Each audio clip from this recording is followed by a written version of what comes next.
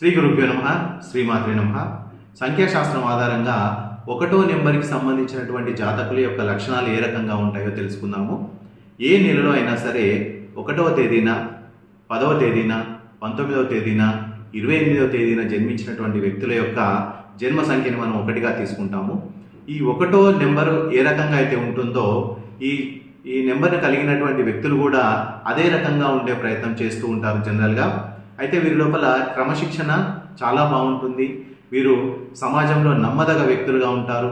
సమాజంలో మంచి గౌరవ మర్యాదలు పొందుతున్నటువంటి వ్యక్తులుగా ఉంటారు. అయితే వీరిలో ఆత్మవిశ్వాసం ఎక్కువగా ఉంటుంది. మేనేజ్మెంట్ యొక్క లక్షణాలు వీరిలో చాలా బాగా ఉంటాయి. ఏ పనినైనా సరే వీరికి అప్పగిస్తే ఆ పనిని చాలా విజయవంతంగా వీళ్ళు పూర్తి చేసే అవకాశాలు ఎక్కువగా ఉంటాయి. ఫ్రెండ్షిప్ విషయంలో అయినా సరే, సమాజంలో ఏ విషయంలో అయినా సరే వీరు చాలా నమ్మదగ్గ వ్యక్తులుగా మనకు జనరల్గా కనిపిస్తూ ఉంటారు. వీరి యొక్క శారీరక లక్షణాలు కూడా ఆ నెంబర్ 1 లాగే ఉంటాయి. అంటే వీరి నడక కానీ, వీరి ముఖం యొక్క తీరు కానీ, వీరు ప్రవర్తించే తీరు కానీ సమాజంలో నెంబర్ 1గానే వీళ్ళకు గుర్తింపును ఇస్తుంది. అయితే వీరికి నమ్మకం విషయంలో, అంటే వీరు వేరే వాళ్ళని నమ్మడం విషయంలో కొంచెం టైం తీసుకుంటారు. ఎందుకంటే అంత ఈజీగా ఎవరిని వీళ్ళు నమ్మరు.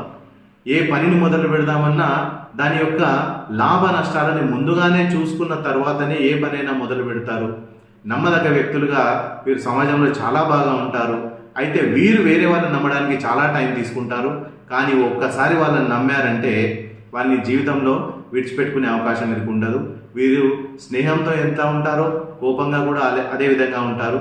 వీరి స్నేహం ఎంత బాగా ఉంటుందో కోపం కూడా అంతే తీవ్రంగా ఉంటుంది. అయితే వీరికి ఉన్నటువంటి ఒక చిన్న లక్షణం ఏదైతే ఉందో అదేంటంటే కొంచెం ఈగోతో ప్రవర్తిస్తూ ఉండడం వల్ల కొన్ని విషయాలలో వీరికి కొంత నెగిటివిటీ వచ్చే అవకాశము ఉంది. అయితే వీరికి శత్రువులు ఎట్లా ఉంటారంటే అంతర్గత శత్రువులుగా ఉంటారు, కానీ బహిర్గత శత్రువులుగా వీరి దగ్గర వారు ఉండలేరు. అయితే వీరు చూసుకోవాల్సిన విషయం ఏంటి అంటే వారికి సంబంధించిన విషయాలలో ఎవరైతే పైకి తీయగా మాట్లాడతారో వాళ్ళని కొంచెం వీరు వారితో జాగ్రత్తగా ఉండాల్సిన అవసరము ఎంతైనా ఉంది.